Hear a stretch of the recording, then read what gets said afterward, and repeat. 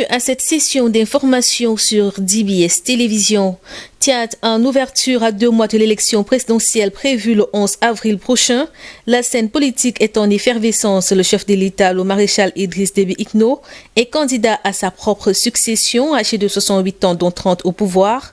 Il fait figure de grand favori. Il est face à une opposition en rang dispersé. Mardi, 16 partis de l'opposition ont décidé de créer ensemble une coalition et de représenter un candidat unique. Maître Théophile Bongoro a été désigné pour représenter donc l'Alliance Victoire. Mais l'opposition ne sera pas totalement rangée derrière lui puisque le leader de l'Union pour le renouveau et la démocratie, principale force d'opposition à l'Assemblée nationale avec 8 députés, a été récemment investi par son parti pour être candidat. Et le mouvement de Laoquin Kourayo Médard, arrivé en 3e position en 2016, tout comme les transformateurs du jeune opposant Succès Masra, n'ont pas rejoint l'Alliance Victoire. Les candidatures doivent être déposées officiellement à partir du 13 février. L'élection présidentielle d'avril sera suivie par les législatives, fixées au 24 octobre 2021, après avoir été maintes fois repoussées depuis 2015. Présidentielle au Congo-Brazzaville, la Direction générale des affaires électorales a clôturé lundi 8 février l'opération d'enregistrement de candidatures pour la magistrature suprême. Au total, 8 personnalités politiques qui ont notamment versé la caution de 25 millions de francs CFA prendront part à ce scrutin. Le président sortant Denis Sassou Nguesso, 77 ans, est candidat. Il brigue un 4e mandat. Depuis 2002, il a remporté tous les scrutins organisés dans le pays. L'ancien membre du gouvernement passé à l'opposition, Guy Brice Parfait Kolelas, qui s'est classé 2e à la dernière présidentielle et qui entend gagner cette fois, est présenté comme son principal challenger.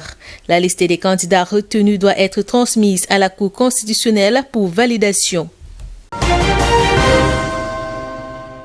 Résurgence de l'épidémie Ebola dans le Nord Kivu en République démocratique du Congo, l'Organisation mondiale de la santé a annoncé avoir envoyé un lot important de vaccins contre la maladie après la détection du premier cas dans la zone de santé de Butembo dans l'Est. Des sources proches des autorités sanitaires congolaises ont rapporté que plus de 70 cas contacts ont été identifiés par les experts sur place. Pour l'agence onusienne de la santé, jusqu'à présent, aucun autre cas d'Ebola n'a été identifié en RDC. Cependant, elle précise qu'il est possible qu'il y ait d'autres cas car la femme a eu des contacts avec de nombreuses personnes après être devenues symptomatiques. Au Nord Kivu, les autorités ont appelé les habitants au calme pendant cette période marquée par l'épidémie à virus Ebola et la pandémie du coronavirus. Au Sénégal, Ousmane Sonko, leader du parti PASTEF et candidat malheureux à l'élection présidentielle de 2019, accusé de viol et de menaces de mort à travers une arme par Adji Sarr, une masseuse de 20 ans, employée dans un salon de massage à Dakar, voit sa carrière politique dans la balance. Après avoir refusé lundi de se rendre à la gendarmerie pour répondre à une convocation, invoquant son immunité parlementaire, le gouvernement a enclenché la procédure pour la levée de cette dernière. Le ministère de la Justice a transmis mardi à la demande du procureur général la requête de levée d'immunité du député et opposant politique. Une requête qui a été adressée au président de l'Assemblée nationale qui a convoqué les membres du bureau ce 11 février, lesquels doivent approuver la procédure de levée d'immunité, puis une commission ad hoc de 11 membres doit être formée et enfin le député va être entendu avant qu'une décision ne soit prise en assemblée plénière. En attendant, Ousmane Sonko est toujours barricadé à son domicile. Le député visé a reçu plusieurs soutiens. Des affrontements éclatés lundi à Dakar et Ziguinchor entre ses partisans et les forces de l'ordre. Des sources dignes de foi ont annoncé une 50aine d'arrestations et des dizaines de blessés à Dakar. De l'avis des experts, le président de PASTEF qui incarne l'aile dure de l'opposition sénégalaise risque un discrédit politique si les accusations portées à son encontre sont avérées, car cela ternirait non seulement son image dans une société sénégalaise profondément conservatrice, qui plus est, mais réduirait surtout ses chances de rebondir lors de la prochaine présidentielle et pourrait avoir un impact significatif pour PASTEF dès les locales prévues en 2021. Au Nigeria, le chef d'un des groupes criminels responsables d'enlèvement d'enfants dans le nord-ouest s'est rendu aux autorités en échange d'un accord d'amnistie.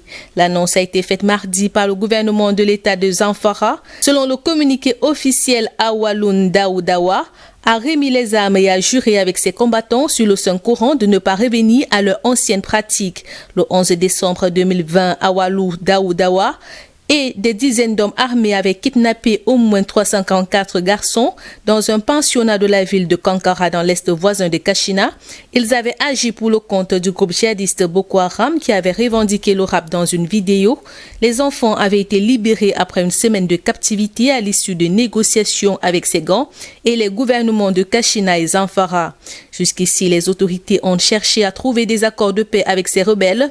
La reddition d'Awaloun Daoudawa s'inscrit dans le cadre de cette main tendue des autorités nigérianes, leur offrant une amnistie en échange de la remise de leurs armes.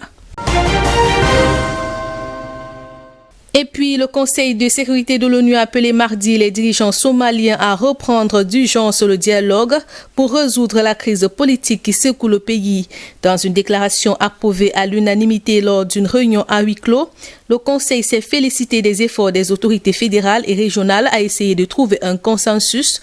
Le Conseil a salué l'accord trouvé en septembre dernier entre le président Farmajo, 5 leaders régionaux et le maire de Mogadiscio pour la tenue d'élections avant le 8 février.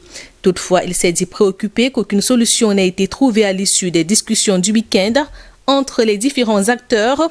Le Conseil de sécurité réclame l'organisation d'élections inclusives rapidement. La Somalie doit organiser des élections législatives et présidentielles, mais les législatives ont été repoussées 2 fois. La présidentielle, elle, est incertaine alors que le mandat du chef de l'État a expiré le 8 février. Au Soudan, de nouvelles manifestations contre l'augmentation du coût de la vie ont éclaté mardi, une mobilisation survenue au lendemain de la formation d'un nouveau gouvernement chargé de sortir le pays de la grave crise économique dans laquelle il est empêtré depuis des décennies et qui s'est amplifiée après la chute en avril 2019 du régime d'Omar el-Béchir, destitué par l'armée sous la pression de la rue. Ces dernières semaines, les manifestations contre la cherté de la vie se sont multipliées, notamment dans la capitale Khartoum et dans l'état de Gédaref, grenier à blé du pays. En raison de pénuries variées, les Soudanais patientent quotidiennement des heures dans les files d'attente devant les stations-service, les fours à pain ou encore les pharmacies. Le Premier ministre Abdallah Hamdok a assuré lundi que ce nouveau gouvernement donnerait la priorité à l'économie. C'est sur ces nouvelles manifestations au Soudan que nous mettons un terme à cette édition. Merci de nous avoir suivis. Excellente suite des programmes sur DBS Télévision.